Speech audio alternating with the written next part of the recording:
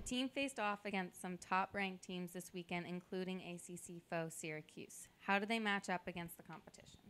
I think we were a little disappointed with the end result from our team as a whole. We went in with pretty specific race plan, which was to lay back for 4 miles and just tempo.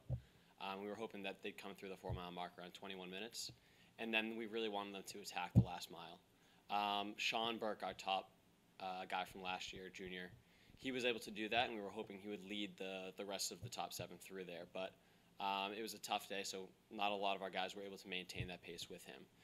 I think we have a lot of potential for those guys to kind of get back into that race shape, and it's the first one of the season, and they have a long summer of just miles and miles. So I think going into next week, we're going to take some big steps forward. What can you say about the freshmen's performance in their first real collegiate meet? Yeah, so we had Kyle Faddis and Ben Ruffing in our top varsity team for this past week. Kyle was really competitive through the first 4 miles of the race. He really tried to put his nose in there and stick with the pack. And I think we both, Kyle and the coaching staff, know that we have a little bit more work to do to get to that top 7 varsity spot every competition. But we're definitely getting there. And he ran about in the 26:20s, which is a solid start for a freshman. But by the end of the season, we're hoping he can kind of get down to 25:30, 25:20, somewhere where we can be competitive and he can be competitive in that ACC field. And then what are your goals for your next meet in Arkansas?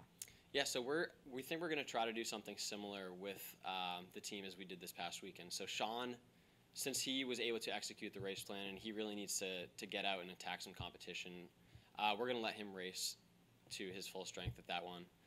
So other than that, the rest of the team is probably going to try to do something similar where they're going to lay back for 4 or 5 miles because it's a 10K this race. It's not an 8K anymore. So they'll lay back for 4 or 5 miles, and then they'll try to attack the last mile. It's similar to what we did in Beantown, but since we weren't able to execute in Beantown, we're trying to do the same thing in Arkansas. So we'll see what happens, but the guys have a ton of talent, and they're getting in shape, and they're doing great workouts. So we think that they're going to be drastically improved over Beantown.